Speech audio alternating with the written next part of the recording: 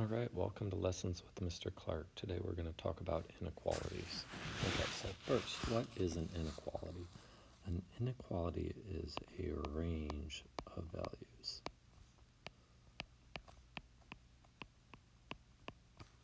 Rather than one set number. Okay, so you have a range of values meaning numbers. Okay, it's an algebraic relation showing that a quantity is greater than or less than another quantity. So an example would be like the speed limit, right? For speed limit, you don't go one exact number. X is less than or equal to 70 miles per hour when you're on the highway. You can't go more than 70. You can go 69, you can go 65, you can go 62.38888. You just have to go less than or equal to 70 miles per hour.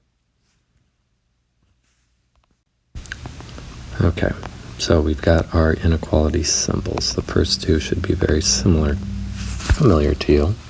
The first one is less than. And a good way to remember that is it kind of looks like an L. The second one is greater than.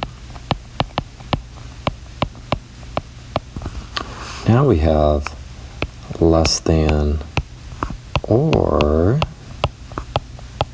you can see the equal sign here, right? So it can be less than or equal to, like we just said with the speed limit. You can go exactly 70 miles per hour. And then this would be greater than or equal to. That's how we say it. Now there are some other phrases. Let's add a few other phrases to this. So those are the main phrases, but what about a phrase like at most? You can go at most 70 miles per hour. Yep, that would be the less than or equal to one.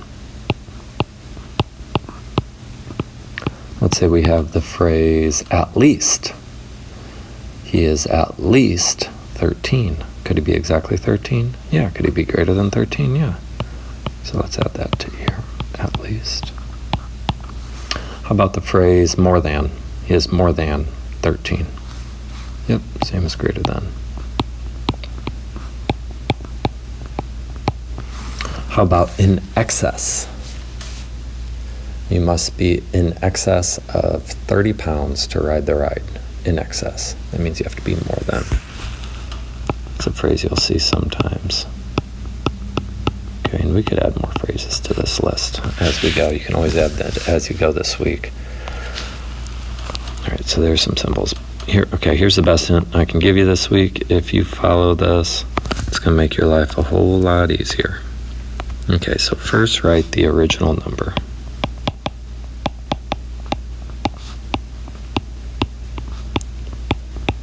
Write a smaller number. I'm going to abbreviate number right now. And a larger number.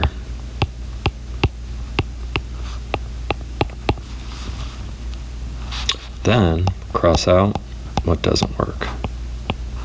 Now this doesn't make sense with the easy ones, but when we get harder, if you work on this, you'll do a lot better. It's like in baseball, how you play catch from short to help train you for the long, or you hit off a tee in baseball or softball first, or you soft pitch, whatever you call it.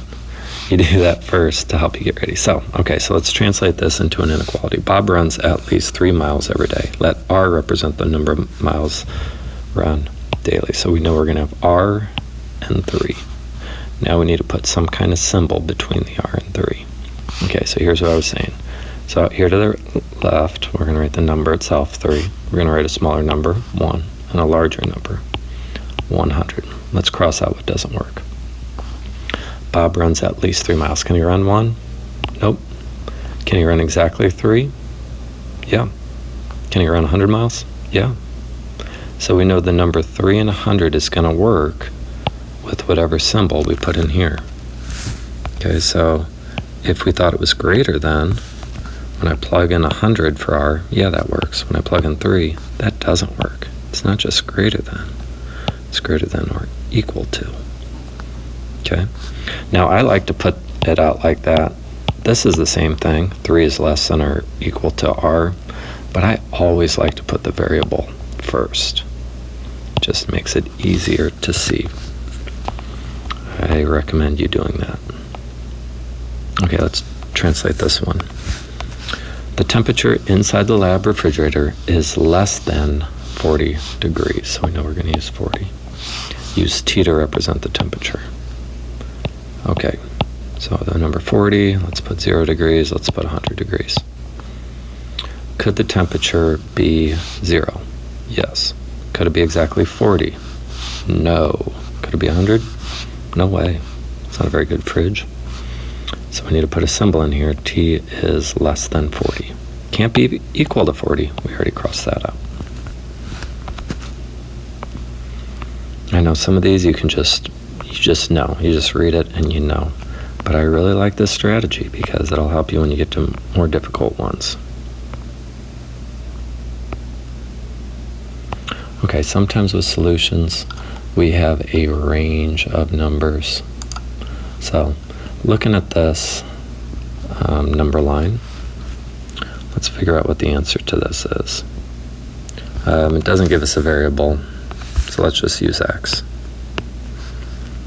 So, can x be 2? No. Can x be 1? Yes. Can x be 3? No. So x compared to 2, x is less than 2. Can't be 2 or it would be filled in.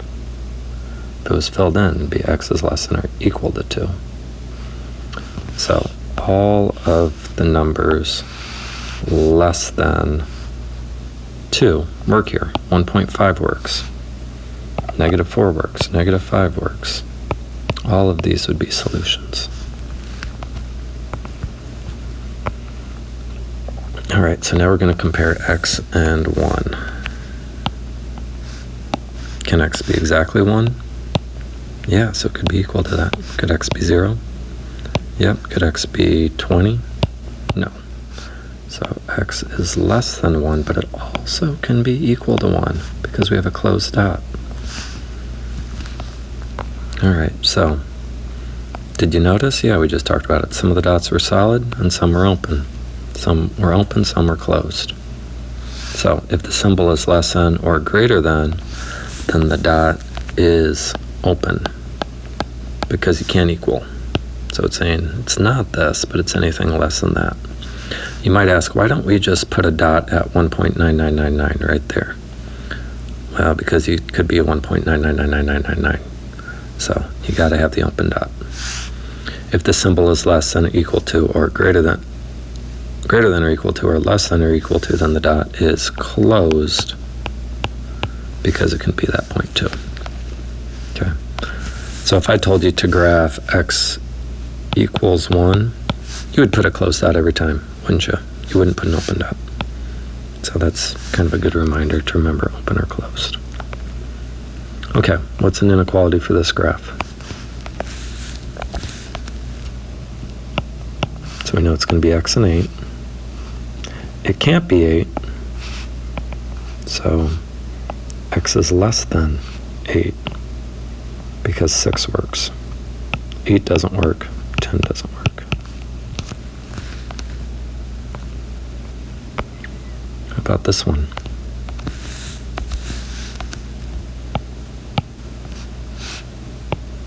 I always like writing the x first, remember.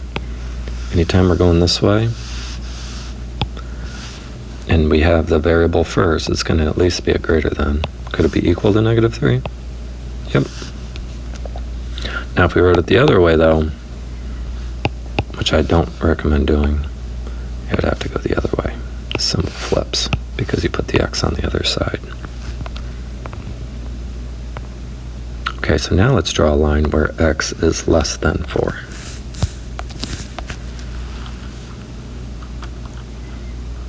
Go ahead and try that out of me. So let's start with our type of dot, like it says down here. So we know it's going to be an open dot at 4. Then plug in some numbers, any number, to see if it works. Let's see, 2. Is 2 less than 4? Yep. So 2 would be a dot. How about 1? Yep, 1 would be a dot. How about 5? No, 5 wouldn't work. So we really have an infinite amount of dots over here. So that's why we have a solid line. Oh, that's a terrible line going this way. All right, how about this one? Here's our last one. It's kind of a challenge. Okay, so 1 is less than or equal to x, which is less than or equal to 4. So we know we're going to have a closed dot on 1 because it says equal, closed dot at 4. Okay, let's try some numbers at work.